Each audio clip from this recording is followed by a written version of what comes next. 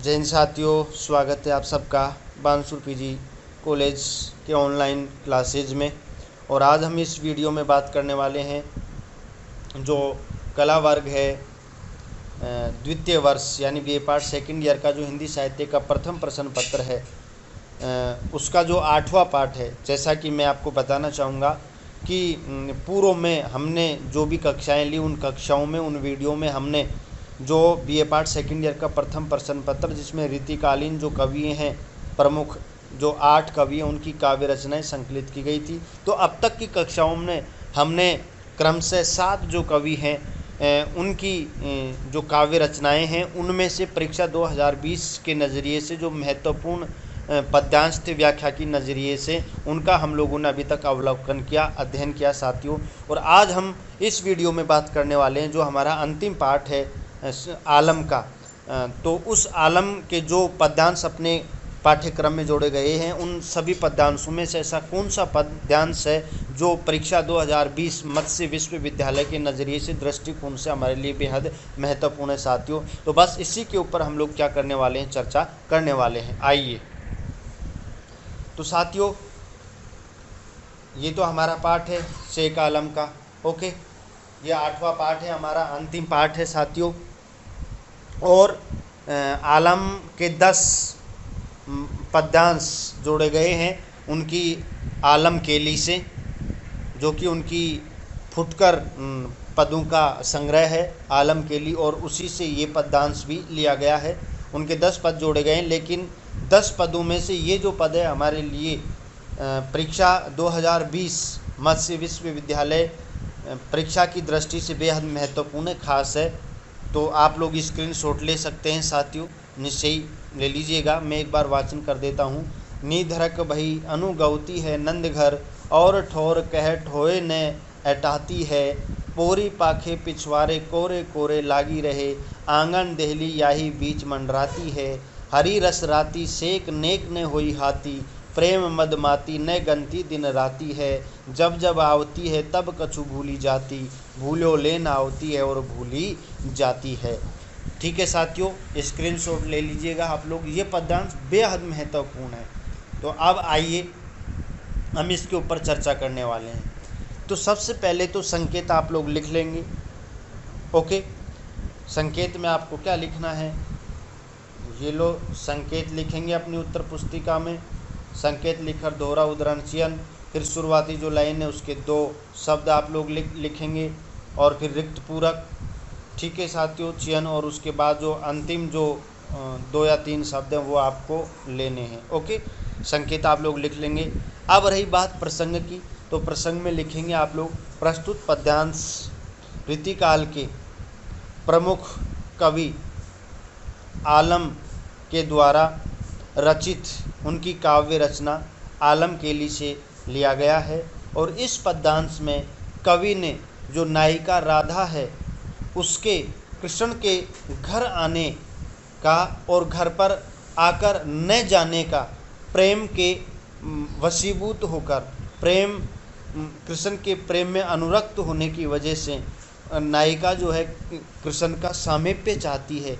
इसलिए नायिका जो है नायक कन्हैया के नंद बाबा के घर पर आती है, और आकर के अब वो जाना नहीं चाहती वापस, क्योंकि वो नायक के पास ही उसका सामीप्य पाना चाहती है।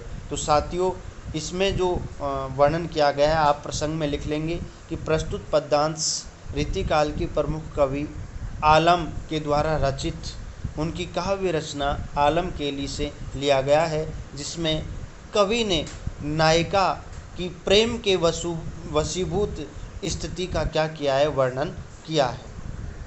ठीक है साथियों, अब देखिए यहाँ पे व्याख्या से पहले मैं थोड़ा सा आपको बता देना चाहता हूँ कि प्रस्तुत पद्यांश में जो नायिका है वो नंद बाबा के घर आ जाती है।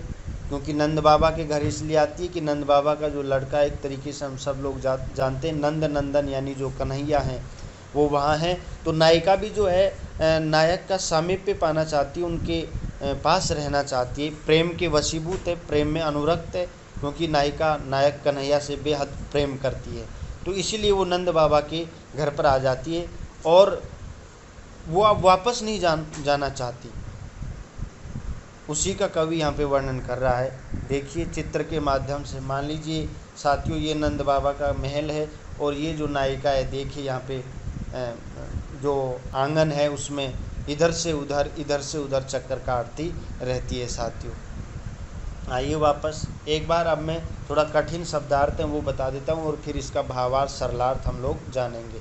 तो देखिए निधरक भई, निडर होकर के, अनुगवती बार बार आती है, अनुगवती अनुगमन गमन कह सकते हैं, यानी बार बार आती है। नंद घर यानी नंद बाबा के घर। और ठोर कहें, और ठोर जगह कहाँ हैं, और उसे इसके अलावा और ठोर जगह कहाँ हैं जाने के लिए। टोहे खोजने पर भी, ढूंढने पर भी, नहीं यानी नहीं, अटहाती यानी मिलती है। और जब उसके परिवारजन उसे लेने के लिए आते हैं और जब नंद बाबा के घर में उसे खोजते हैं तो टोहने पर भी वह मिलती नहीं है। पोरी पाखे पिछवाड़े। और अब देखिए पोरी आप लोग जानते हो, मैं देसी भाषा में बताना चाहता हूँ। पहले होता था अपने कच्चे मकान होते थे इस तरीके से। मान लीजिए हमारा जो घर है उसका मुख्य द्वार है। आजकल तो पहले जिसको आप लोग डंडा बोलते हो और उसका मेन द्वार होता है, लेकिन नहीं, हमारे जो मकान बने हुए हैं उन मकानों का जो मुख्य प्रवेश द्वार होता है हमारा मुख्य, तो जो अपने जिसको हम लोग अपने कमरे बोलते हैं, कमरे से पहले जो मेहमानों के लिए रहने के लिए जो जगह होती है, जो कमरा होता है, एंटर जो ही हम कमरे में करते हैं तो उसे हम लोग पोड़ी बोलते हैं। एक तरीके से देसी भाषा में कहूँ पोड़ी जिसको हम लोग बोलते हैं, जिसमें बाहर से आए हुए मेहमान जो हैं वो रहते हैं। ठीक है साथियों, तो उसमें से प्रवेश करती है पाखे पिछवाड़े, उसके पिछवाड़े। अब देखिए इस तरीके से मैं एक चित्र के माध्यम से समझाना चाहता हूँ आप लोगों को। साथियों मान लीजिए ये हमारा पूरा चार दीवारी है, हमारा कोई भी जगह है, हमारी जगह है। ठीक है साथियों, इसमें देखिए ये हमारा कमरा बना हुआ है, ये कमरा बना हुआ है और ये कमरा बना हुआ है। फिर ये हमारा कमरा बना हुआ है, इस तरीके से ये कमरा बना हुआ है। ठीक है, और एक तरीके से ये हमारी एक तरीके से क्या हो गई, पोली हो गई। ठीक है साथियों, अब ये तो पोली का द्वार है, ये हमारी पोरी हो गई। अब ये कमरा, ये कमरा, ये कमरा, ये कमरा। अब ये जो पोरी है ये मान लीजिए अंदर मकानों के लिए रास्ता जा रहा है, तो ये आंगन है, यानी ये पिछवाड़ा है, एक तरीके से हम कह सकते हैं पोरी का। ठीक है साथियों, जो पोली है उसका क्या है, पिछवाड़ा है एक तरीके से। तो कोरे कोरे लागी रहे, कोने कोने में घूमती रहती है, लगी रहती है, यानी इधर से उधर आती जाती रहती है। आंगन देहली, जो आंगन की जो देहरी है। अब देखिए जो पोरी है उसका पिछवाड़ा, यानी अब ये आंगन है और इस आंगन की देहरी, अब ये जो आंगन है इसकी देहरी ये है साथियों। देहरी हम बोलते हैं जो हमारा कोई भी मकान वगैरह होता है उसका जो प्रवेश द्वार होता है उसके नीचे जो हम पत्थर वगैरह का लगाते हैं वो देहरी होता है साथियों।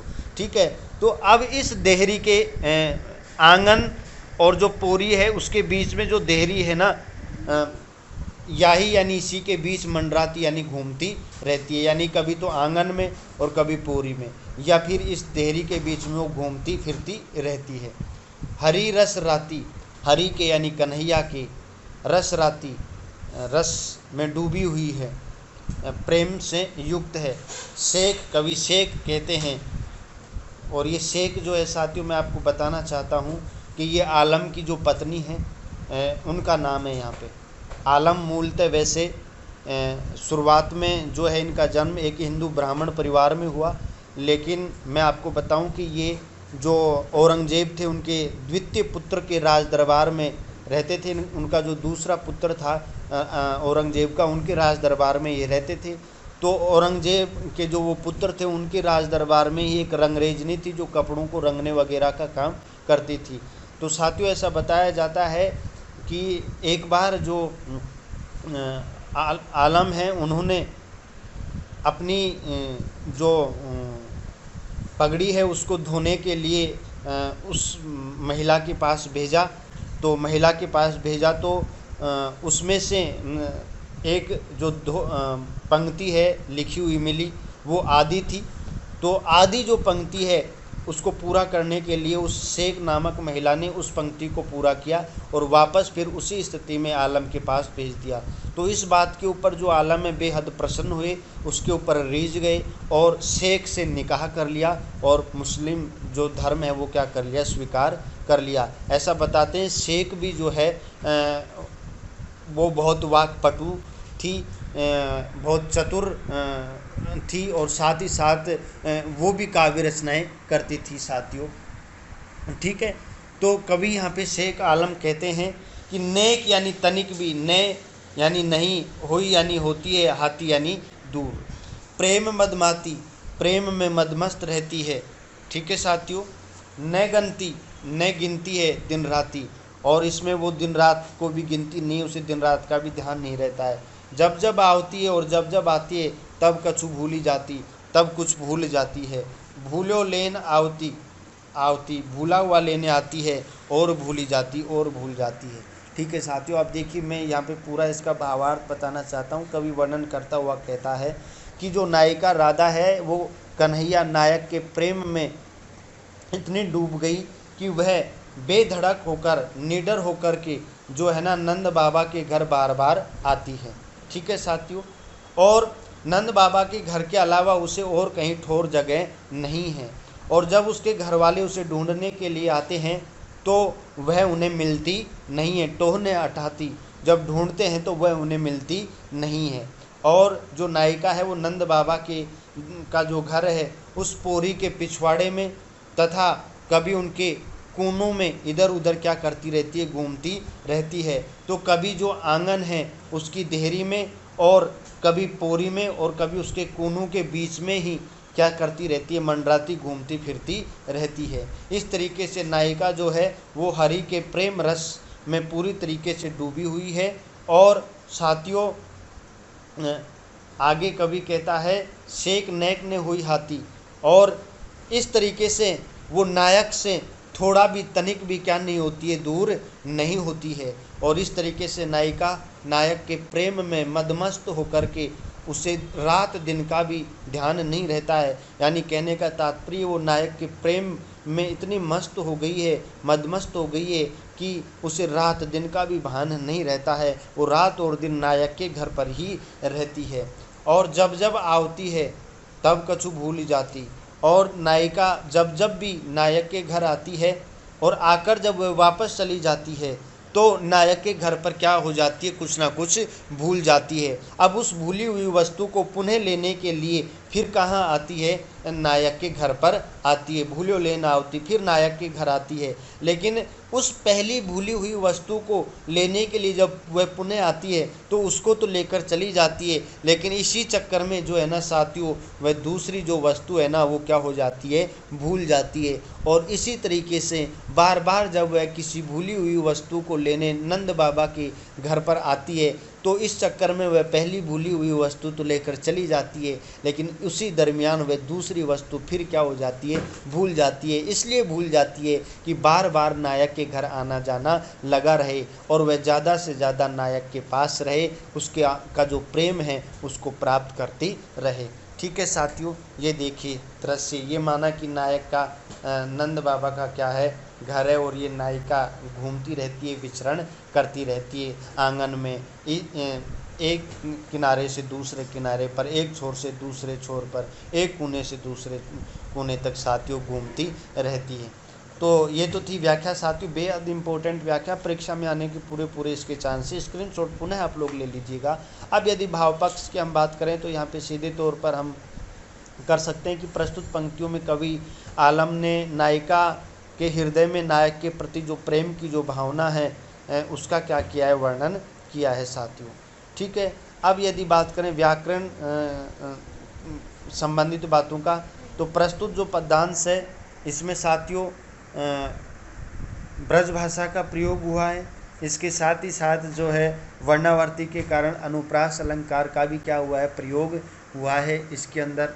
इसके अतिरिक्त हम बात करें तो कवित्व छंद का प्रयोग हुआ है साथियों।